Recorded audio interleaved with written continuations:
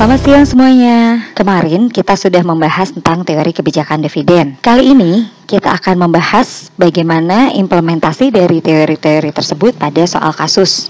Yuk, langsung saja kita mulai melihat soal yang telah saya sajikan.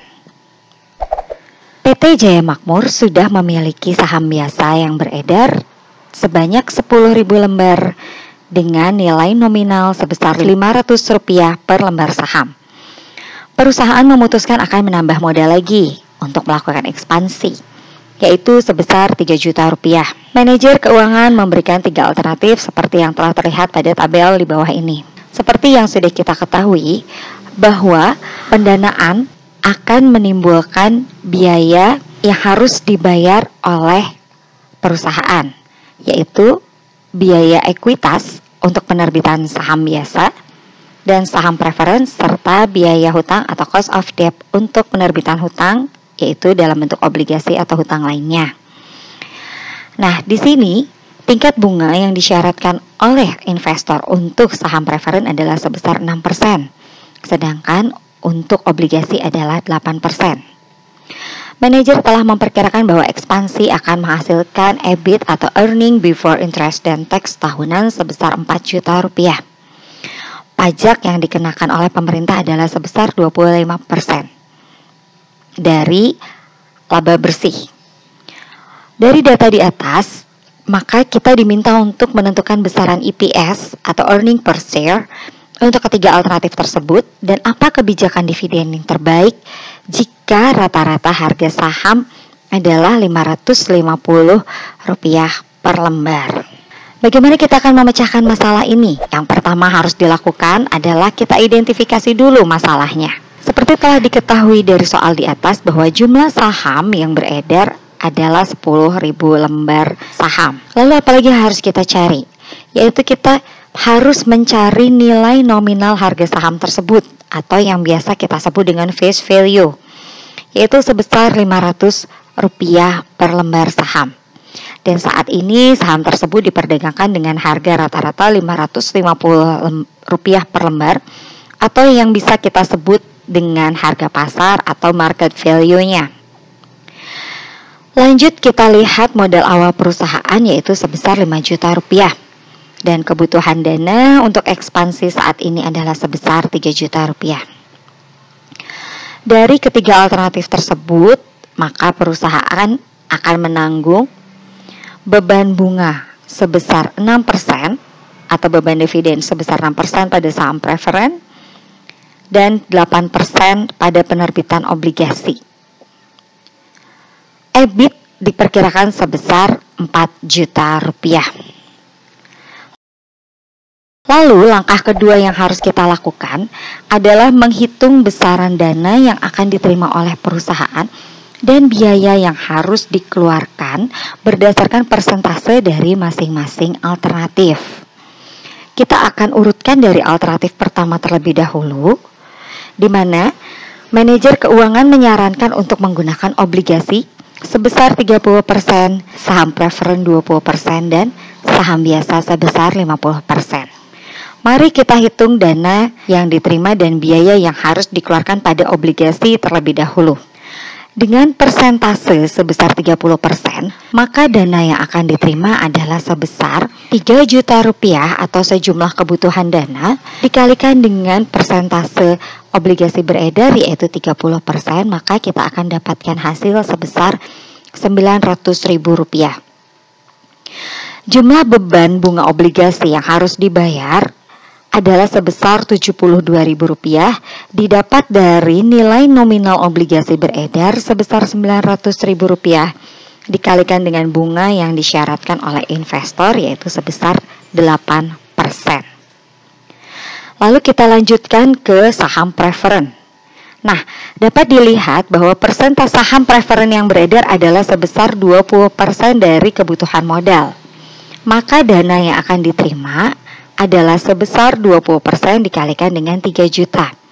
Maka jumlah dana perolehan yang berasal dari saham preferen adalah sebesar Rp600.000. Di pertemuan-pertemuan sebelumnya kita sudah mempelajari bahwa investor yang menanamkan modal dalam bentuk saham preferen akan mendapatkan privilege atau keistimewaan, yaitu mendapatkan keutamaan dalam pembayaran dividen. Maka PT Jaya Makmur harus menghitung terlebih dahulu dividen yang harus dibayarkan pada penerbitan saham preferen. Jika investor mensyaratkan dividen sebesar 6%, maka beban dividen yang harus ditanggung oleh perusahaan adalah sebesar 6% dikalikan dengan Rp600.000, yaitu sebesar Rp36.000. Terakhir, baru kita hitung jumlah dana yang akan diterima dari penerbitan saham biasa. Pada penerbitan saham biasa ini, perlakuan yang kita berikan adalah menghitung jumlah dana yang diterima, lalu kita hitung jumlah saham yang beredar. Sedangkan dividen akan dibagikan dari laba bersih atau earning after tax yang dihasilkan oleh perusahaan. Dengan persentase 50%, maka jumlah dana yang akan diterima adalah sebesar 50% dikalikan dengan 3 juta, yaitu sebesar 1,5 juta atau Rp1.500.000. Jika nominal saham baru diasumsikan sama dengan saham lama atau face value-nya sama sebesar Rp500 per lembar, maka jumlah penambahan saham baru adalah sebesar Rp1.500.000 dibagi dengan Rp500, yaitu sebanyak 3.000 lembar saham baru yang akan dikeluarkan oleh perusahaan.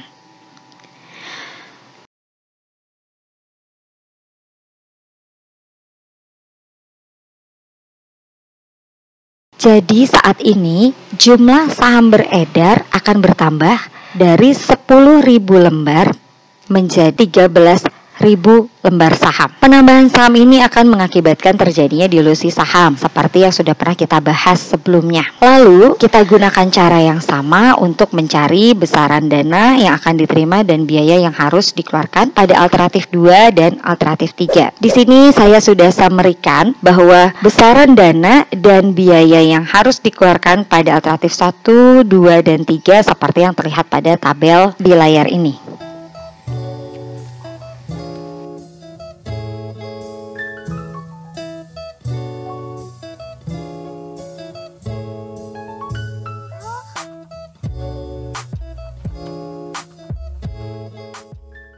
Langkah ketiga yaitu mari kita hitung laba bersih atau earning after tax atau yang biasa disebut dengan EAT untuk masing-masing alternatif. Pada alternatif 1, jika diketahui earning before interest dan tax atau EBIT yang diperkirakan sebesar 4 juta, maka kita harus mengurangkan EBIT tersebut dengan beban bunga obligasi terlebih dahulu untuk mendapatkan laba setelah bunga atau EBT. Bunga obligasi pada alternatif ini adalah sebesar Rp72.000, maka EBT-nya adalah sebesar Rp3.928.000. Langkah selanjutnya, kita harus mencari laba bersih atau earning after tax atau yang biasa disebut dengan EAT yang didapat dari pengurangan pajak atau tax pada EBT. Jika pajak sebesar 25%, maka EAT atau EAT didapat dari Rp3.928.000 dikurangin 25%, yaitu sebesar Rp2.946.000. Untuk alternatif 2 dengan EBT yang sama, perusahaan tidak perlu membayar bunga karena sumber pendanaannya adalah 100%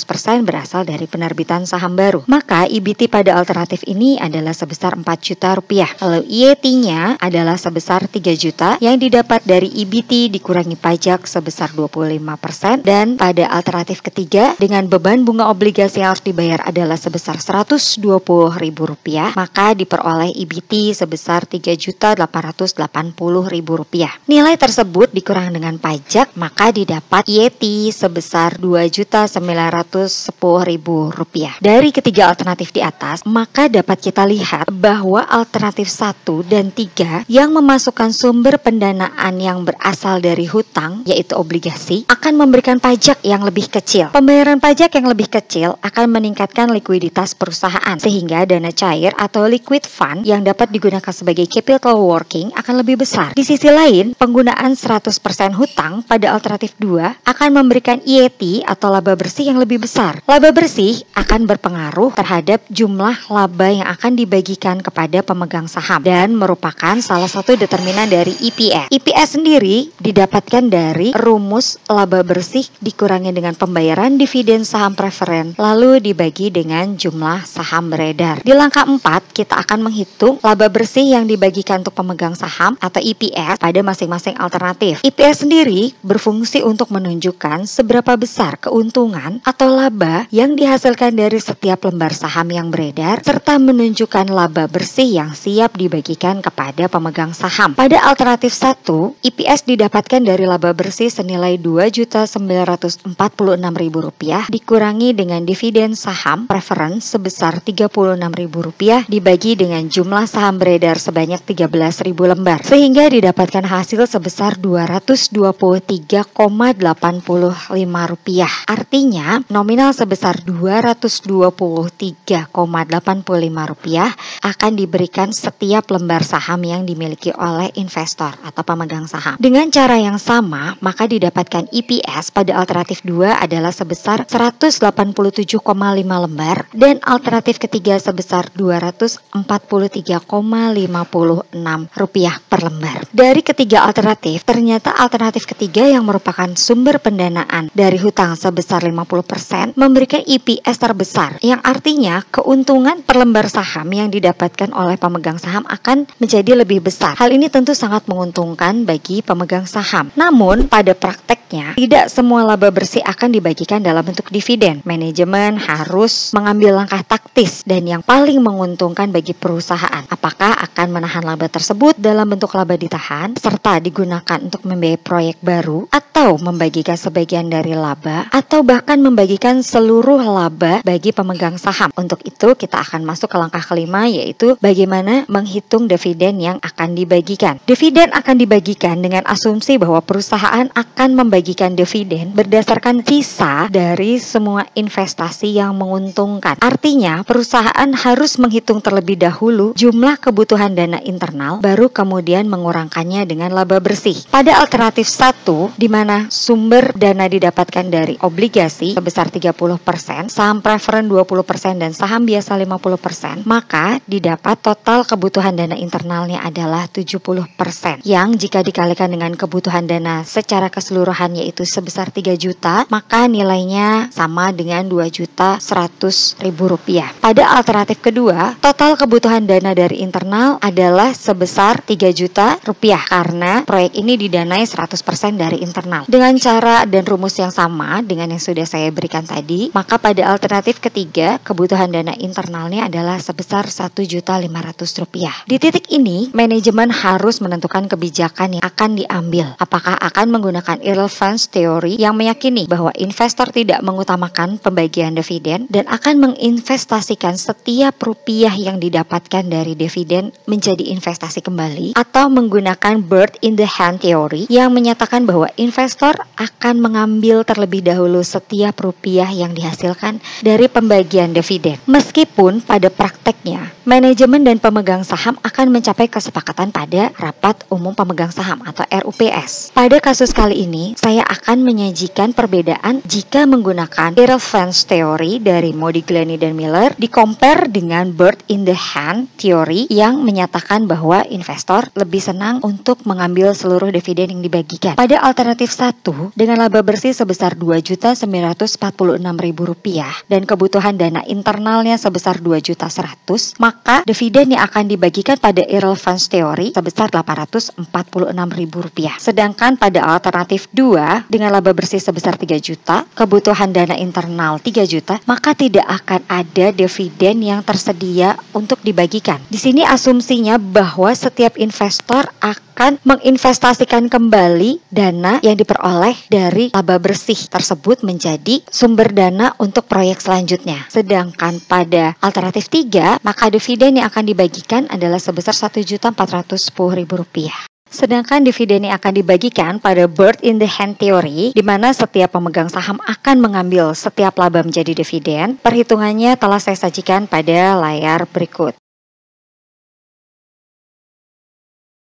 Langkah selanjutnya, kita hitung dividen payout ratio atau DPR-nya. Namun, sebelum itu, kita harus mencari dividen per share atau DPS-nya terlebih dahulu. DPS didapat dari jumlah dividen yang siap dibagikan dibandingkan dengan jumlah saham beredarnya. Pada perhitungan ini, saya akan menyajikan jika perusahaan menggunakan irrelevance theory dari Modigliani dan Miller. Pada alternatif 1, jika dividen yang dibagikan adalah sebesar Rp846.000 dan jumlah saham beredarnya adalah 13.000 lembar, maka DPS yang didapat adalah Rp65,08 per lembarnya. Sedangkan pada alternatif 2, DPS-nya sama dengan 0 dan pada alternatif 3, DPS-nya adalah Rp119,49 per lembarnya. Setelah ditemukan DPS, maka kita dapat menghitung DPR-nya dengan rumus DPS dibagi dengan EPS dikalikan dengan 100%. Untuk alternatif 1 dengan DPS sebesar 65,08 dibagi dengan EPS-nya sebesar Rp223,85 per lembar, maka DPR-nya adalah 29,07%. Kalian bisa lakukan hal yang sama untuk alternatif 2 dan alternatif 3. Jika dilihat dari hasil perhitungannya, maka alternatif 3 memberikan DPR yang lebih tinggi. Semakin besar DPR, maka likuiditas perusahaan akan semakin baik karena perusahaan tidak membutuhkan laba ditahan untuk membiayai proyeknya dan tingkat kepuasan investor akan semakin besar. Lalu, apakah DPR menjadi satu-satunya pertimbangan bagi investor terhadap kinerja perusahaan? Tentu tidak. Kita harus menghitung juga dividen yield-nya. Dividen yield adalah tingkat keuntungan yang diberikan oleh perusahaan yang dilihat dari sudut pandang harga pasarnya, atau jika dirumuskan dividen yield sama dengan DPS dibagikan dengan harga pasar saham dikalikan 100%. Perusahaan yang memberikan dividen yield tinggi,